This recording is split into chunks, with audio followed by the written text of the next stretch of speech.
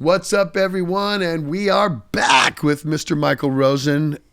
I say metal producer extraordinaire, but he's done so much other stuff. And like I said before the break, I wanted to get into talking about those great records. So let's just start with the beginning. Right. Who was the first victim on Michael Rosen's hit list? So the first one was Death Angel. It was. Yeah, I did Frolic Through the Park. You did Frolic Through the Park. Right, with Davey Vane producing. My good friend Davey Vane. He's still doing it, dude. Oh, but I see him. He's one of those guys. Like there are certain guys who kind of, okay, I'm going to do something else. I think he's living in Europe, though, now. He was living in Sweden for a while. I think he's in Marin, I think. He's in Marin now? He moved back? Well, I don't know if Wayne, Davey Vane. I thank you. Yeah, he says he's on it. Okay. So that was the first one. It was Frolic Through the Park at Fantasy, and Davey was producing, and those kids couldn't have been more than 13 or 14. No, like they were a little. Andy was, I think, 16 by that time. Yeah, that's true. Right. Andy was the youngest, but the rest were not far behind. Probably 19, maybe by then, a couple of years. But Andy was very young. Oh my God, they were just like pups, man. It was so exciting. We did the record in 2 weeks, 2.5 weeks. Seasoned though, pups, weren't they? Though. Oh my God. And they were tight like a motherfucker. And they were so into it. I just have memories of me mixing and Rob next to me and Andy over there, and because he'd say like, I want a little reverb on this one thing, and I was like, dude, you're gonna have to turn that on because it was like one little. And I was like, I can't get the in time. So they would just be playing the board and they throwing things on and stuff like that. And it was awesome. And they brought their parents through. They're all taking pictures of us. Everybody's like, oh, this is the engineer. It's just, I felt like a tourist destination or something. And well, I think they were so excited that they'd, they'd reached it, you know what I mean? But they'd already done records. I mean, Ultraviolence was, yep. You know what I mean? So they captured what they were going after, and I think they were, enjoying they still are enjoying every moment. I'm in touch with the Death Angel boys all the time. I love them to death. And I did I did a couple of organization records. Yeah, right. That's right. You did. Down that stuff that was not necessarily metal stuff. No, it was a little bit more hard rock. And Rob was singing and stuff like that. Mm-hmm. Rob didn't sing when we did, Frolic. It was all Mark. Uh-huh. So those guys were just awesome, and Davey was cool, and it was. And I was a staff engineer at Fantasy, so I was the only guy at Fantasy who wanted to do rock stuff. Like all the rest of the guys were like, no, that's too heavy. No, here, just put that long hair dude on it. He'll do that. Right. Like, yeah, I'm down with it. So that was. So you were engineer then? I was the engineer. I didn't produce on that one. That was Davey. Davey. Yeah. And then what happened? So I don't know how it came to be that maybe they heard it or whatever, but then I got a call from Sadis, and they said, do you want to do a record? I was like, fuck yeah, dude, I'm going to do heavy stuff. I'm fucking down. So the really funny thing about Sadis, so you were asking about producing. So I was really at that point, because I'd done it with the punk rock bands, it was like helping with the arrangements. Like that part's cool, that part's not cool. So I went out to Antioch to start rehearsal with those guys, and they had like 6 or 7 minute songs or 8-minute songs. I was like, well, that's crazy. So I'm sitting there for rehearsal, and I'm taking my notes because I always brought a notebook, and I write the arrangement down. And so I said, okay, well, what about if we took that one part out and maybe tried this there? And Darren turned to me and goes, look, dude, we've been rehearsing this record for 9 months. They never played anything the same way. So even if they played a chorus twice, they never picked it the same way. So one time it would be ding, ding, ding, ding, and the other time it would be ding, ding, ding. They go, if we pull one thing out of this, we're never going to play this record. We're never going to get through this. So while we appreciate your input or trying to change the arrangement, thanks, but no thanks. Wow. Because we'll never figure it out. We won't be able to do it. And I was like, okay then.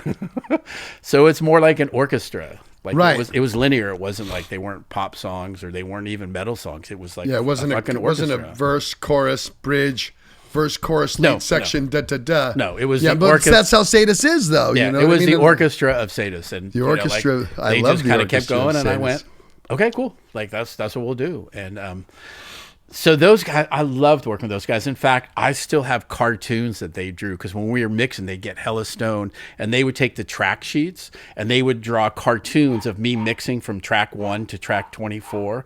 So there's all these cartoons of me and them, like them behind me smoking dope and me mixing and stuff like that. They were just How good awesome. were the cartoons? Oh, they're fantastic. I still have them. They're awesome. I put them on my. So they weren't like stick figures? Oh no. They were like. They were actually. Cartoon. Who drew them? Oh, Steve and I think Darren and. Well, I didn't know they were so artistic. Oh my God. So the same thing was with them. So when we got to vocals, I said, okay, well, let me try a couple of different mics because I kind of came from that school where you put up all these mics. Sure. And Darren said, look, dude. We still do that. Darren said, this is how this is going to go. Because Darren is basically white noise out of his mouth that he just moves around. And he goes, I can only sing this like 3 or 4 times. So you set up whatever you think you're going to need to capture this, however you want to capture it, and I'll sing because there's no punching in. There's no like, just give me that one line. He goes, I'm going to start at the front, get to the end, and you can comp it together. You can use whatever you want to use. But that's it. And when he started singing, it was literally just white noise. It's awesome. But yeah, there's no punching in on the third line of that. Uh-huh. So the continuity's not going to be the same. There's no way he couldn't see. It was just like this explosion out of his body. Uh-huh. He would just like go, that's coming out, and if you don't capture it, that's not my problem. Amazing. So I would do 4 or 5 takes, and I'd comp it together later, and I'd put up a really fancy mic, and I'd put up a 57, just so I had something with a little crunch and something with a little fancy, because they didn't really like the fancy. And so that was the second one. That was for combat, I think, with what year are we in now? 90. We're in 90 now. Yeah. So that was like the real start of it for me. So that was Sadist. And then Forbidden. Right. No, actually, Vicious Rumors came first. Yes. I did Welcome to the Ball. And that was because... how did you get that? Do you remember Jeff Salzman and Elliot Kahn? Of course Con Man. Con Man, of course. Con Man.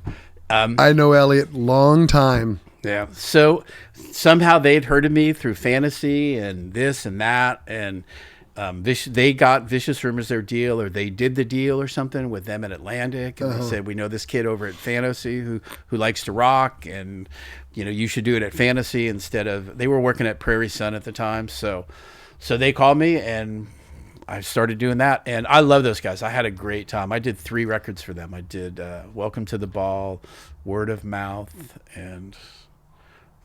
Vicious Rumors is self-titled. I had Jeff in recently.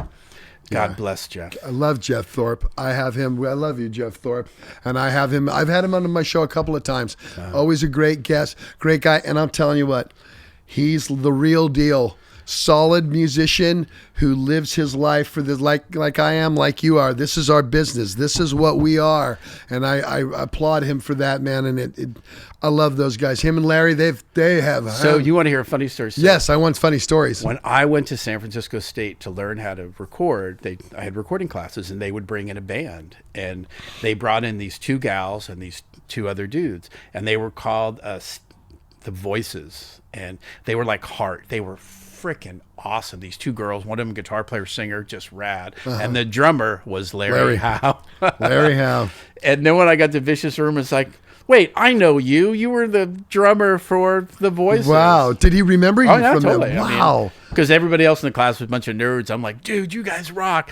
And I lived in the Haight in San Francisco. So when I got on the bus to come home, the 2 girls were on the bus because they lived in the Haight. No way. And I'm still friends with those 2 Really? girls. Are they still performing? One of them is still performing, and the other one isn't performing anymore. That's too bad.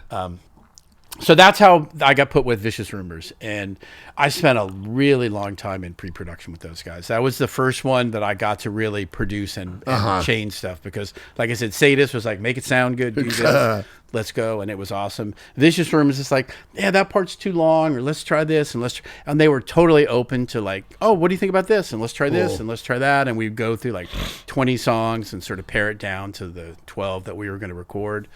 And then we went into Fantasy and just had the most awesome time. That was when they still had Carl, rest his soul, who was just awesome. And Mark McGee was still playing guitar. But let me tell you something. That lineup was lethal. Oh my God, it was lethal. Yeah, it was right. If Carl they would have been there. I think if Carl would have been able to, dude, he was would have been there. Been here. Kindest soul I've ever worked with, and he just loved him. Like everything you're not supposed to do as a singer, he would do. He would put on the music stand. He would put jelly beans. And he'd go, before this verse, I think I need a root beer, pineapple, and he would eat them. He'd eat cheese pizza. He'd drink Coca-Colas, and then he would sing like that. You're just like going, oh my God. I don't know how other singers do it, but I have to be completely empty, Michael, when I do my Dude, my he would tracks. eat cheese pizzas and drink milk before he Milk?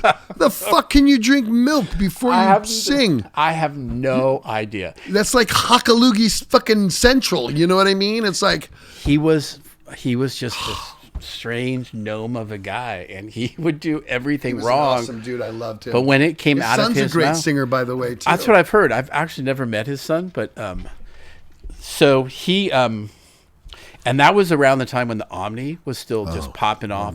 So like while we were doing the record, like they'd have a gig, and when we'd have a night off to go and do that, it was just we would get annihilated because it's like, oh, I'm out of the studio. So I just remember going there and playing, watching them play gigs that was just, they would just get hammered because they'd been in the studio and they're flopping around on stage, and it was awesome. How fun is that? So yeah, and I think that I'm super proud of that record. That first Vicious Rumors record, I think, is one of my better records. I really like, and they let me do whatever I wanted, and they were in their heyday. And Mark and Jeff were just, they kind of had this great competition. Like, I'm going to kill this solo, and it's like, hey, I'm going to do this, and it was just like, playing sports. That's what makes a record better. Gary and Rick used to do the same. Oh yeah, thing no, I remember in the day. those guys. Back in the day, the song called Verbal Razors on stage, they would just sit there and riff at each other because they could both shred like that. Yeah, and what's cool is that Mark had such a different style. Totally. Because he was super clean and technical, and he could just, and Jeff was just like, fuck it. Exactly. Balls And he was on. just all fucking art, and Yeah, I remember when I first got into Legacy. What was Mark's band before that? Was he in Roulette? What was before he got into Vicious Rumors? He was in a band, and we kind of shared studios with him, and I got to see him play like a lot. In oh my God, it was just so tasteful. He can fucking play some tasty licks. Mark McGee, wherever you are, if you're watching the Vault, man. Oh, you haven't had Mark McGee here? No. Oh, dude, Mark. My producer's right there, Wayne. Mark. There's Larry Howe. You've thrown another name out. Mark McGee. Dude, Mark played with Greg Allman for like 10 years. I know. I mean, how was great that? is that? Yeah. I'm gonna track him down now, Michael. Yeah, no, Mark's awesome. So then I did Vicious Rumors, first one, and then Forbidden heard that, and they went, fuck, that's rad. And I met Debbie Abono, rest her soul. And, we love Debbie. And they said, here, let's do this. So I spent, a month rehearsing with those guys, too, out in Fremont. I drive every day down to Fremont. They had a rehearsal room. And that's where they were from. Oh, my God. And we just sparred. Those guys, between Paul and Craig, and it was just like, let's do it. And it was awesome, though, because I loved it. And that's great. For me, it wasn't about doing it my way. It was about doing it the right way. So I would say, try this, and they would say, fuck you. And then they go, oh, yeah, that's actually cool. And then it would say, well, that's cool, and that's not cool. So we spent about a month in their rehearsal room down in Fremont rehearsing, and then went in Fantasy and did Twisted into Form. And it was, Paul boasts that. Come on. I would do pre-production. I would sit at the edge of the drum riser because that's where I wanted to be, listening to him. And it was just like, in fact, that's how I learned how to lift drums off the floor. Ever after that record or that rehearsal, ever since then, I put drums on a riser because I would sit next to Paul while we were rehearsing. I was going, fuck, this sounds amazing sitting right here. And then I would go and stand somewhere else in the room. You record now. You record drums on a riser. Yeah, I used to. Makes sense, dude, because it sort of livens up the room. I guess when we did Bottom End. Dude, when we did Testament, we had their 6-foot riser. Oh, really? We put it up on like their stage riser, and it's like, okay, cool. So yeah, so when I was doing Forbidden, I thought that's the way to do it, is to get them up off the floor, because the floor kind of deadens it a little bit. So for Forbidden, we brought in a riser. It's like, yeah, let's just do it. How many more records did you do like that? And was it just metal records, or have you used that? Yeah, no, just metal records. Like the other guys. That teak neck. Did Rancid want to get on? No. No? Branson didn't want reverb. They didn't want, we I don't bet like they- that fancy shit. That stuff you do with the metal boys. Like, you just keep that over there. But from that time on, whenever I did a metal record, I always lifted them up off the ground. Just sounded good, and I had a little riser built, and, and that record turned out rad. Those guys were great just record. super fun to work with. And, Great record. I'm still friends with Craig. I still... I've had him on my show a couple times. Yeah. He's one of his episodes are highly viewed on this show. Actually, I did a session with him like maybe a year ago for his Dress the Dead. Dress the Dead? I did a vocal session with Kyla, and it was just like, wow. Like that stuff coming out of her mouth blew my mind, because she was a very serious gal. She knows what she wants. She said, Yes. we're going to sing the clean parts, and we're going to do this, and we're going to do that. So she's singing. She sings in another band, I believe, but it's not metal band up in. Yeah, in Portland. She's from Portland, right? Correct. So she sang the clean parts, and I was like, oh, this chick's rad. And then she got to the heavy stuff. I was just like, oh my god, Yeah. where the fuck did that come from? It was like fucking Beelzebub. I know, because she weighs about 70 pounds wet. You know what I mean? So I know some. God. And she would do that, and she would just talk like, I would figure your voice would be shredded. She'd go, and then she'd go, okay, so can we just get that one? It's like, I figured that, her voice would just be toast. I So find it I as worked with- technique. I find it as technique. Yeah, you know what I totally. mean? If you use technique, then that's all it is. You'll never lose your voice. Dude, when I was doing Testament, Chuck went to a vocal coach, and it was like, why? And he goes, so you don't shred your voice. Like, if you don't teach. I went to lessons for 5 years. I think it was beneficial for Oh, yeah, me totally. to do. But I mean, I think that after a while, especially now after, I'm over 35 years of actually singing, it's like second nature, like producing. You go, you know what I mean? Like Wayne sets this up, and he doesn't think about it. I don't think about it. You don't think about it. I just do the mechanics the way they come. Yeah. You know? But you like drink a lot of liquids when you sing and all that kind of Hardly. stuff? Oh, really? Yeah, and I don't warm up. Oh, my God. Ever. And you can still sing that? Yes. Dude, And that's I went rad. and check this out. 2 winters ago in 2018, we did this European run with, it was Exodus, Sodom, Death Angel, and Suicidal Angels in Europe. And I did 17 headlining shows in a row. Oh, my God. And I never lost my voice. That's great. Because I know, Because it's a muscle. I You're know working how it to, out. it's a Yeah. muscle. I know how to work it. I know if I can't hear that well, because I don't like in-ear monitors. I'm the anti-in-ear monitor guy. I'm old too. school, baby. Give me a fucking wedge and pump it me, and I'm kicking snare and I'm on. And so even some nights when it wasn't all that great, I knew how hard to press. totally. So I know, can't hear myself that tonight. So I'm not going to scream over myself. So at the end of the night, I'm going, so could you hear me tonight? What'd you And think? I bet having wedges actually helps, because I think the in-ear stuff is weird. Like, you can't feel like the crowd. It's odd. I used them. I bought them, and I used them for one tour. And every night I found out I was pulling one out or pulling 2 out or both. I couldn't hear the crowd. And if somebody else wanted to say something to me on stage, you have to say it in the mic, because I can't hear you. I've got these things in my ears, Dude, we were talking about the new metal stuff. So this band and stuff, they didn't even have amps on stage. Like, everything's plugged into the thing, and I'm standing near the front. And I was like, this is horrible. Like, where's all the sound? Where's the thing? The thing I loved the most about metal was like how it hit your body. Sure. Like, it vibrated, and it make you just like it. And if you can't feel that vibration, like, fuck, who cares? Like, I don't Well- want to fucking listen to stuff through headphones, and I No. want to. No, it's bullshit. No, so I don't use them. Most drummers do. Tom Hunting does not. Tom Hunting still uses a wedge. Yeah, that's it good. took away the crowd sound to me. It took away the whole realism of the live show. Yeah. So I've never went back to them. And it was, oh man, I've had guys tell me, oh, Zetro, I can get you a killer mixing those things. And I'm like, I just don't like something stuck in my ear. You know what I mean? Dude, they're doing their own mixes. These cats have iPads. I know. And they're doing their own mixes. So you're not going to be the guitar player. You're going to be the engineer for the show. It's like, no. Yeah, Get up right. there and play. Yeah, Fuck play. that. Just exactly. Perform. Yeah. Perform. Talk about recording the Testament album. So after Forbidden, Testament came in. And since I was the heavy guy at the studio, which was fine, I love being called the heavy guy at the studio. I was super happy with that. They came in to do Practice What You Preach. And they brought in a guy named Alex Perielis. Well, Alex had done the last 2 before, right? He did, right, because they'd gone to upstate New York, they and went they to, did to Legacy. Pyramid Sound up there, yeah. And they said they wanted to do this one at home, so they booked Fantasy, and they put me on it. And Alex and I have been friends ever since. Like, we bonded, and he needed me, and because he hadn't really done stuff away from his No, studio. that was his. Yeah. He had it all worked out there. You know Yeah. what I mean? He'd done many cool shit there, but he never wandered out of there. So Yeah. So, and I don't think I could tell at the time, but it was just like, he grabbed a hold of me. He's like, okay, you're my guy. And I was like, I got you, dude. And like, he came out here for my wedding because I got married. yeah, but he's a good dude too. You know what I mean? He's very awesome. smart and Alex Perales is yeah, awesome. Man. Exactly. Alex, I love you. And we're still. I You haven't should get seen Alex on. Is he in? There's a fly-in. They got to be in the California. So Alex, if you're watching or if you ever would, you're welcome. I would love to have Alex Perales in the vault. That would be great. Dude, he taught me so much because he had done Anthrax. Sure. He'd done. I don't know if he had Most done of the Violence by then. Megaforce stuff, but Violence wasn't done. Maybe he did, but yeah, I think he did by then. Yeah, he had done He did that. because Practice What You Preach was. He did 90? SOD for fuck's sake, dude. Yeah, he did SOD. That was like, to me, we talked about it. It's like, you did that in 4 days. Yeah, like 4 days. Because Alex was a fucking warrior, dude. Like, he would sit in that chair and he would not get up. Like, if you're good to go, I'm not. Just give me a bucket and I'll pee down here. Like, Right. He was like, God, I love guys like super old school. Like, he's Yeah. like, I'm not getting up. I'm not eating unless they get up and they're going to eat. If they're going to sit there, then I'm going to sit there. Right.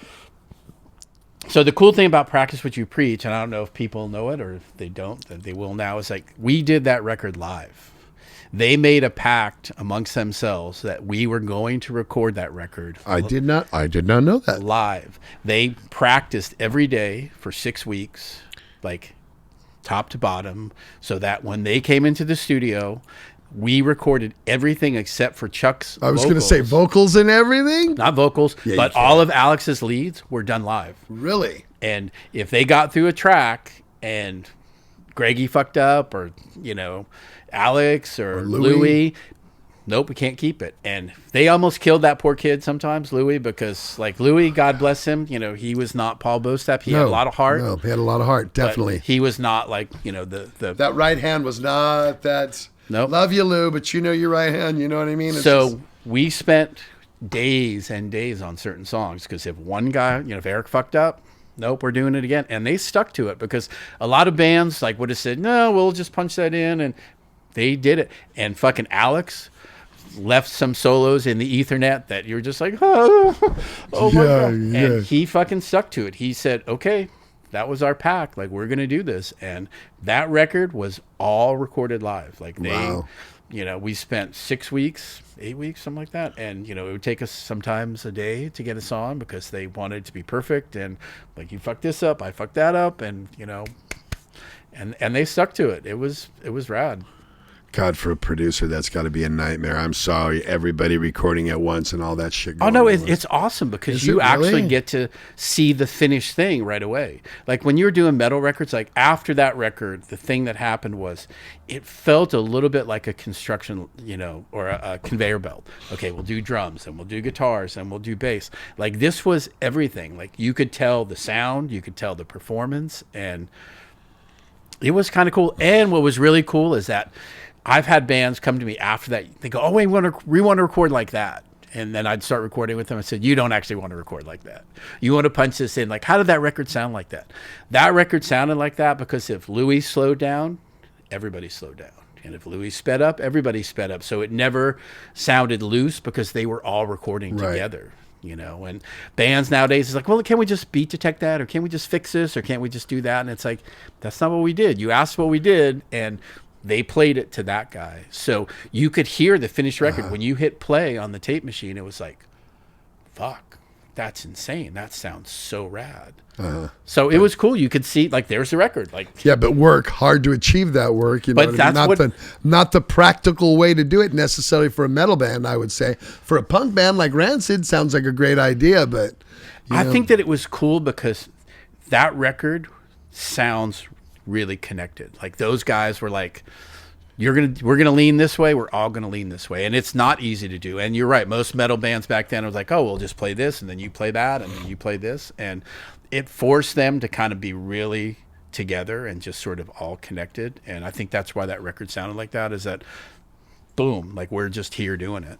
that's awesome. Yeah. That's awesome. You also worked with Mordred too, right? I did because you remember Alexis? Of course, he was Legacy's manager. Yeah, right. I hired him as Legacy's manager, Alexis Olsen. Yeah. So after Testament, because that record had done well, even though I wasn't the producer. I was just, one of the engineers with Alex. And Alex let me do a ton of stuff. Like, he was the engineer, but he didn't know how to use an SSL, and we had an SSL. So, he kind of let me step up, and I did a bunch of stuff on that record. And then Alexis called, and he said, hey, you want to work with Mordred? And I was like, yeah, I just keep coming. Let's go. And I'm not sure. I wish I was a little bit better about the sequence. I did a couple more Vicious Rumors records, and I don't know the time frame of when it all happened. So it was 2 more Vicious Rumors records, but I did a Mordred record. I did In This Life, and they had come off of Fool's Game, I think. Yeah, I think that was the album, Fool's Game. Mm-hmm. And those guys were rad. It was, great. The best. The best. And just a kooky bunch. I sang on the last track. They put an album out recently. Have you seen the podcast that they're doing? Like the performance? Yeah, no. Yeah, Wayne did it, yeah. Mm-hmm. Dude, they sound fantastic. Yeah, they sound great. Like, I can't believe that they're actually back together. Yeah, well, it might as well. What else you got better to do now that your kids are all grown? Dude, his kid's in a band now. It's like, it's insane. I'm telling you, like I said, my kids are writing their 4th record. I think it's written. They're about ready to record their 4th record now. Yeah. That's what happens. The apples don't really fall all that far from the tree. Oh, dude, I think it's rad. I think you got to keep this shit going. Sure. Like, it's not, at least they're not doing EDM or hip hop or, sorry. You can. Anybody I don't care. I don't care who you offend. This is more some metal crowd anywhere. These are metalheads. They hate that shit. I mean, I love the fact that they want to play guitars and drums. I think it's fucking rad. I think it's killer. So we did Mordred, and it was In This Life, and we did it at Fantasy. And so at that time, I was mostly at Fantasy. I would record drums in Studio A. Then I go into Studio B at Fantasy for 6 weeks, 8 weeks, do guitars, vocals, leads, all that stuff. And then we go into Studio D and mix for a week. So I kind of had the lay of the land there, and I could do what I wanted because I was a staff engineer. I had left at that point. I was a staff guy at Fantasy from 84 to 88 or 89, and then when I started doing the metal band, it's like, okay, I'm out here. Yeah, you were on your own, right? You were your own entity at that point, right? But I was still using Fantasy because that's fine. I'm sure they will. Sure, they let me do what I want. And, why not? I could, great studio. We all loved going there. Yeah, they gave me an Creedence Clearwater Revival. I mean, everybody recorded there. Oh, dude, everybody. And everybody in their world. That was great to be there. Before I was doing metal stuff, we were doing Aerosmith was there, and Eddie Money. I worked with Satriani, Hugh Lewis, all those guys. All of the Bay Area. Journey, everybody recorded Fantasy. I worked with Journey there too. Everybody's recorded at Fantasy. We did Law's Rocket. Michael. We didn't even talk about Law. I can't leave Michael Coons out of this. Well, he won't do my show. What? Yeah, I've tried to call. He lives in L.A. Aaron Gellum won't do my hair, and I'm calling you out now. Coons will when he comes up. I've talked to him. Oh, he will. That's producer Wayne telling me Coons he will. Cool. This is a good way to call him out. Yeah. So Law's Rocket. Michael, he's just an awesome dude. I love Michael, and I love him. I love all those guys. Yeah, he was a ton of fun to work with, and unfortunately, Willie passed 2 years ago. That to this day is just. So I would say, going back though, the big break that I had, or the big thing, was I got to produce a Testament record. So they called me, and it kind of fractured my relationship with Alex a little bit because they weren't going to hire him to do Practice or Souls of Black. Souls of Black. And Con Man was managing Testament at that time, and they said, they want you to produce the record. And I was like, so I don't have too many regrets in my career. One of them was that, as far as how it broke my relationship with Alex, because he was super crushed that I did it. And they kind of said, but he didn't understand the fact that, hey, they want to move on with maybe someone else, and they want at your ear, and you're a Bay Area guy, and the equipment. I think that he did, but I think it still bummed him out. And the fact that, Elliot and Jeff said, well, you don't have to tell him, just do it. And I should have called him and said, look, okay, I agree with that. They want me to produce, and, they're not going to use you. And I was just a young kid going, oh my God, I'm going to produce a Testament record. Wow. What the fuck? And so, I wish I would have handled it a little bit better. And, we were on the outs for a couple of years because of that. He was hurt, and I don't blame him, man. That was his band. He had done 3 records with them, and then they said, well, we're going to use Michael, and, so it hurt his feelings. And I understand that. It was, not cool. And when we started talking about doing that record, they wanted me to co-produce it with Big Mick from Metallica. Yeah. So they brought him in, we kind of met and talked about it, and then, then Metallica started doing something else. It's like, yeah, we'll just have Michael do this.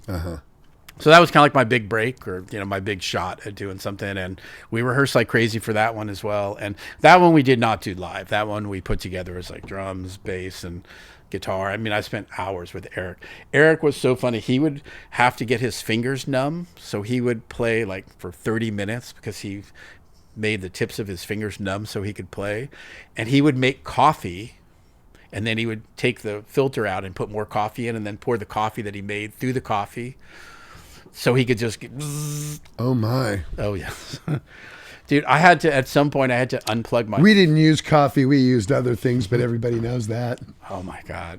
Those days. Yes. He would get so jacked up that I would give him rough mixes, and he would call me at 3 a.m. The cymbals aren't loud enough. It's like, Eric, it's a rough mix. We're doing guitars. Don't call again. Oh, my. Oh, yeah. It was pretty crazy. So that was my big one as a producer. That I had done Forbidden, which was cool, and I'd done Sadist and some of those Vicious. But Testament was pretty much established by that point. They were kind of there was the big four, and then Exodus, there was for the Bay Area it was Metallica, Exodus, Testament. You know what I mean? Yeah. So you guys were kind of up in the upper echelon. So doing that was kind of like, oh, fuck, how neat. Yeah.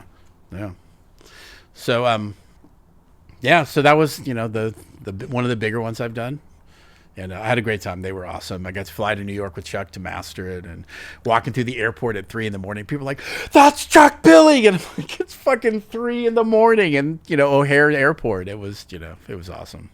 Walk down the street with him in New Mexico. Oh, it's unbelievable. I've told Chuck many times, when you're done with music, you'll either be elected as the governor or definitely the mayor of Albuquerque, because him and I went on a walk. Like, we were on tour together, and we went on this walk, and I swear to God, there were old men out of trucks going, like, because it's a highly Indian populated area. He's like, "Chuck Billy!" I'm like, "Damn, Charlie, you fucking done with music. You better come down here and become a governor. These people love you, dude." So Chuck was awesome. And how could you miss him? He's like 6 foot, I know. whatever, and fucking. When we walk, I hide behind him. It's like, come on, Zed, just keep walking, Chuck. It's great. Dude, back then, like, you couldn't go anywhere. We would just, go out. People just, and it was funny. Like, they weren't even shy. They just see him like across, "Chuck Billy," and you're like, fucking metalheads, huh? Oh my God, fucking metalheads. That's how they are. They're not going to go, "Hey, you think I should go up and say hello?" And it's not like that. "Chuck Billy!" Oh my God, Testament, right? Oh yeah, that's the mentality. Yeah, no, it was awesome. And then I did after that, I did a record with a band called Reverend. Do you ever know David Wayne? Yeah. So he had a band that was... That's right, after Metal Church. Yeah, that's it was right. Kind of an odd record. He was a sort of a trippy dude. He was an odd fella. I met him a few times. Yeah. Yes. He Legacy played with Metal Church once. And so we kind of hung out for a while, and I got to the gist of David Wayne. Oh, yeah. He said, "Well, I have to sing naked." Yes, I know many things about him. What? I was like, no. So I was at a studio in Los Angeles, and they gave me this back room, this small little I knew that about him, actually. Yeah. And then there was another room connected to it. I said, "Okay, well, you can sing in there, dude, because I'm not getting paid enough, and I'm not going to look at you singing naked, dude. That's just not going to happen." And he did like a big giant pentagram on the floor with tape and lights and all this stuff, and he fucking sang naked. And I was like, "Cool. You stay in there." Hell of a vocalist. Oh, he was killer. He was no longer with us. He was a little past his thing when we had done stuff, and they were on Charisma, which was like, it's not really a metal label, and they didn't really know what to do with him. And Scott Ian's brother was playing drums. I forgot his name, but they thought that was going to be their big hook to get on an Anthrax tour. Really? That his brother was playing drums. It's like, really? Yeah. Well, it might have happened. No. It didn't happen? It did not happen. Oh. Great guitar player. This guy, Brian Corbin, though, and he's still around. And some guys reached out to me recently, like, there's like been all this resurgence of some dude bringing back, David Wayne stuff, and he posts a bunch of stuff, and he's like, so. Awesome. Yeah. So after that, then I kind of started doing punk rock. And I have no idea how it happened. I did a Violence record. Right. And that one was a little tough because, again, and it's funny, is that two of the guys really wanted Alex to do it. Two of the guys wanted me to do it. One of them didn't really care, and so they ended up going with me. Alexis was managing those guys as well, and it was a little bit rough. Like, a couple of guys, we just didn't groove, and the other two guys we did. And also they wanted Sean to sing. And it's like, I love what he did, but he was not like a singer per se.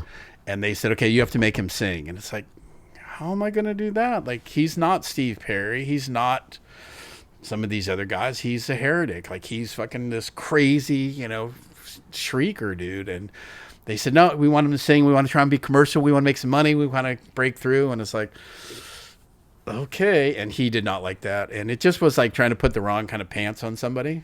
And it was. And if you're out of your comfort zone and you know it, it's really hard to perform. And as a singer, I know this. And the guy who's trying to tell you what to do. Exactly. And you're like sitting there going, okay. Oh, he hated it. So, because I mean, there's, as a singer, it's not like a guitar or a drum. You can get it, plug into a tone, and you can get the tone laid out and go.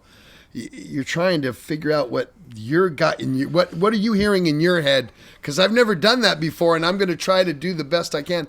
And for a singer, that's like pull your hair out. I don't know what you want. You know? And he didn't want to do it, and it was rough. I mean, it was tough. Like you said, like you're trying to, like his trip was so awesome, and his trip was his trip, and it was rad, and it was so cool. But it's like, here, make him sing, and it was like, his lyrics fire off very fast, and is in a lot of words in the songs, and it's like, just don't fuck with the formula, right? Well, they're back together now. So, and the crazy part about that was, so it was rough. Like, we would just butt heads. Now, I got along really well with Phil. Phil was awesome. Rob Flynn was cool.